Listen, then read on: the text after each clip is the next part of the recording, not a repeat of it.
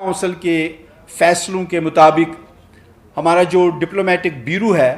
راجہ ظفر خان صاحب یو کے میں مقیم ہے، ان کی سربراہی میں ہمارا ڈپلومیٹک بیورو ہے، ان کو سپریم کونسل نے ہدایت کی ہے کہ وہ عالمی لیڈروں بالخصوص اقوام متحدہ کے سیکرٹری جنرل اور انسانی حقوق کی جتنی بھی عالمی تنظیمیں ہیں ان کو خطوط لکھیں اور ان کو جو اصل حقائق ہے یاسین ملک صاحب کے کیس کی، جو توڑ مروڑ کر گورنمنٹ آف انڈیا نے پیش کیا، وہ حقائق ان تک پہنچائیں اور یاسین ملک صاحب کی جان بچانے کے لیے اور بھارت کی جو جوڈیشری اور حکومت کے جو عزائم ہیں ان کو روکنے کے لیے وہ ان کو خط لکھیں گے، اور وہ خط بھی انشاءاللہ 1-2 دنوں میں ان کی طرف روانہ ہوگا۔ یہ مختصر سا تھا، تھوڑا اس میں تفصیل اس لیے درکار تھی کیونکہ گورنمنٹ آف انڈیا نے اس حوالے سے ایک غلط پروپیگنڈا کیا، اور یہاں پہ میں ضرور ایسے لوگوں کو بھی مطلب ان کی بھی مذمت کرنا چاہوں گا۔ اس میں بے شمار ایسے لوگ ہیں جنہوں نے گورنمنٹ آف انڈیا کا جو پوائنٹ آف ویو ہے اس کو بائی کیا، اس کو صحیح موقف سمجھا اور اس چیز کو آگے لے کے گئے، اور گورنمنٹ آف انڈیا کے پروپیگنڈے کے طور پر وہ استعمال ہوئے۔ ہم ایسے اگر کسی دوست نے، اگر کسی انسان نے، اگر کسی ایون کشمیری میں بھی دانستہ طور پہ ایسا کیا تو یہ ان کی طرف سے ایک مجرمانہ ایک حرکت ہے، اور اس سے صرف ہندوستان کے اس دعوے کو تقویت ملی، کشمیریوں کے اور کشمیریوں کی اس تحریک آزادی کو کوئی تقویت نہیں ملی۔ ایسے بے شمار ایسے لوگ ہیں جنہوں نے اس گناہونے سازش میں اپنا حصہ ڈالا۔ ہم یہ توقع رکھتے ہیں کہ آنے والا وقت ان کو دکھائے گا کیا صحیح اور کیا غلط۔ ہم اس تحریک آزادی کو اس کے منطقی انجام تک، جو یاسین صاحب کا آخری پیغام تھا اپنی قوم اور اپنی پارٹی کے لیے کہ میں ایک لمبے سفر کے لیے جا رہا ہوں، پتہ نہیں میں واپس آؤں کہ نہ آؤں، مگر اس تحریک آزادی کی شمع کو جلائے رکھنا، اس کو بجھنے نہیں دینا، کیونکہ اس کی آبیاری 1.25 لاکھ کے قریب کشمیریوں کی خون اور قربانی سے ہوئی۔ وما علینا الا البلاغ المبین۔ میں چاہوں گا جسٹ ہمارے قائم مقام چیئرمین راجہ حق نواز صاحب اگر وہ کوئی بات کرنا چاہیں، مزید کچھ ایڈ کرنا چاہیں، اس کے بعد اگر آپ کے کچھ سوالات ہوں ان کا میں جواب دینا چاہوں گا، پلیز۔ جی السلام علیکم، بہت بہت شکریہ رفیق ڈار صاحب، چونکہ جموں کشمیر لبریشن فرنٹ کے ترجمان بھی ہیں اور چیئرمین یاسین ملک صاحب کے نمائندہ خصوصی بھی ہیں،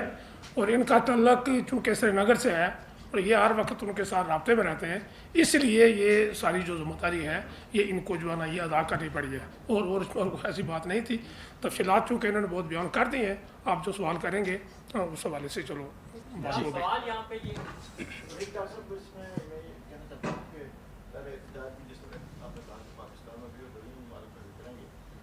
کیا آپ نے پاکستان کے جو اعلیٰ قیادت ہے وزیر خارجہ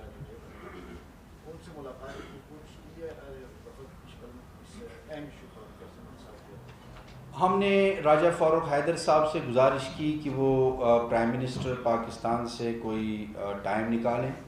ہم نے اسی طرح سے پیپلز پارٹی کے ایک دوست سے گزارش کی وہ بلاول بھٹو صاحب کے ساتھ ہماری ملاقات کروائیں۔ ہم چاہتے ہیں کہ ہم ان کو بریف کریں، ہم ان کو تفصیلات سے آگاہ کریں تاکہ وہ اسی انداز میں پھر آگے بڑھیں، اور اس میں ہماری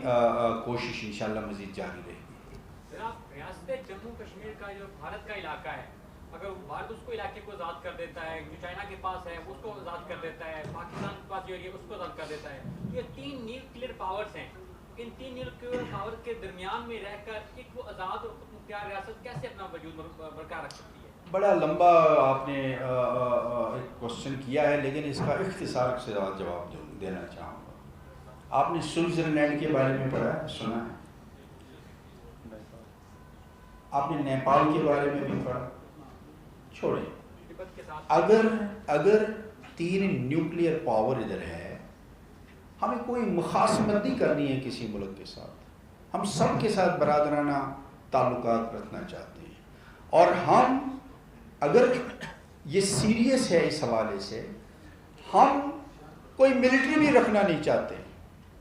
ہمیں وہ صرف گارنٹی دیں کہ وہ کشمیر کے ساتھ کوئی جنگ نہیں کریں گے، ہمیں کسی کے خلاف کوئی ہتھیار کوئی فوج رکھنے کی ضرورت ہی نہیں۔ ہم بحیثیت کشمیری ایک پرامن اور مہذب، جن کی اپنی تاریخ ہے، کشمیریوں کی ایک لمبی 500 سالہ ریٹن ہسٹری ہے، اور 5000 سالہ پرانی ہسٹری ہے، تو عظیم قوم ہے، یہاں پہ عظیم مطلب فتوحات ہوئی ہیں، کافی دور دراز تک ہمارے سرحدیں ہوا کرتی تھی۔ میں اس ڈیٹیل کی طرف نہیں جانا چاہوں گا، لیکن آپ کے جواب کو مختصر یہی جواب ہے میرا آپ کے سوال کو، کہ اگر یہ تینوں ملک چاہیں اور سیریس ہے، ہمیں کسی ملک کے خلاف کوئی ایسے عزائم نہیں ہیں کہ ہم ان کے خلاف کوئی جنگ و جدل کا کوئی ارادہ رکھتے ہوں، وہ آئیں بیٹھیں ہمارے ساتھ، وہ ہمیں گارنٹی دیں کہ وہ ہمارے ساتھ کوئی ایسا ویسا اس طرح نہیں کریں گے، ہم کوئی ملٹری بھی نہیں رکھیں گے۔ ایسا فیصلہ تبت نے بھی کیا تھا، لیکن تبت کے اوپر اس وقت چائنا قابض ہو گیا ہے۔ میرے بھائی میں وہی کہہ رہا ہوں، چائنا اگر گارنٹی دے گا تو ہم کوئی ان کے ساتھ نہیں کریں گے، میں وہی کہہ رہا ہوں۔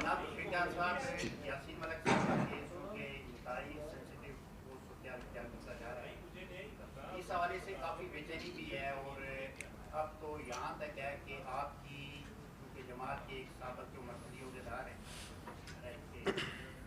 انہوں نے کئی بار الزام عائد کیا کہ ہم نے جب بھی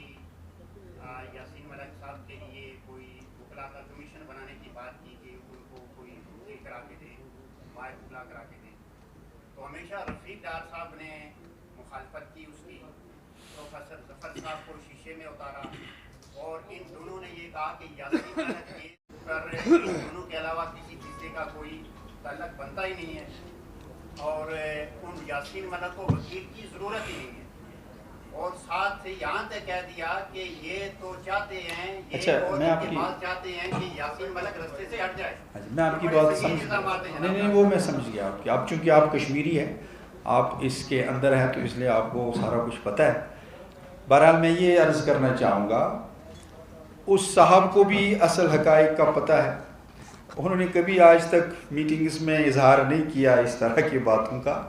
تو بہرحال جس طرح آپ نے بات کی کہ تشویش ہے اور بے یقینی سی ہے، یہ بالکل بے چینی ہے، اسی طرح ہمارے اندر بھی بے چینی ہے، اسی طرح ہمارے اندر بھی تشویش ہے یاسین صاحب کے زندگی کے حوالے سے، اور ہم نے بارہا کوشش کی، ایک بار نہیں کئی بار،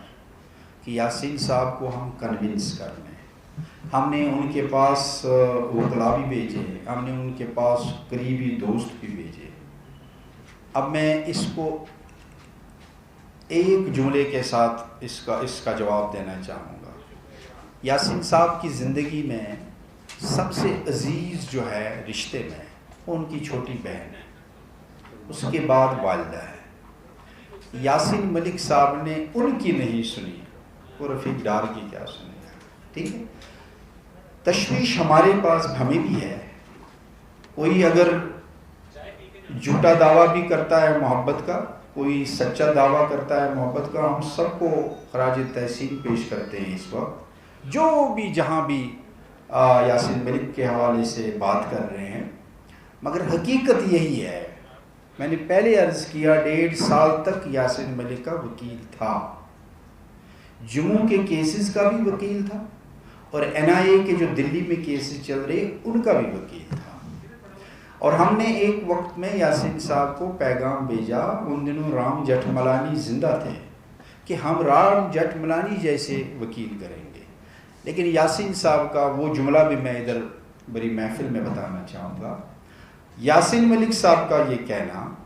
کہ گورنمنٹ آف انڈیا نے میرے لیے میرے حوالے سے کچھ ڈیسائیڈ کیا ہے، یا مجھے زیر کریں یا وہ کچھ ایسی کوئی کارروائی کریں، میں زیر نہیں ہو رہا ہوں۔ اب آپ بڑے سے بڑا وکیل بھی لائیں تب بھی وہ وہی کریں گے، آپ چھوٹے سے چھوٹا وکیل بھی لائیں تب بھی وہ وہی کریں گے۔ کیوں؟ کیونکہ وہاں کی جوڈیشری اسٹریٹ اوے آپ کے سامنے مقبول بٹ کا کیس ہے، آپ کے سامنے افضل گرو کا کیس ہے، عوام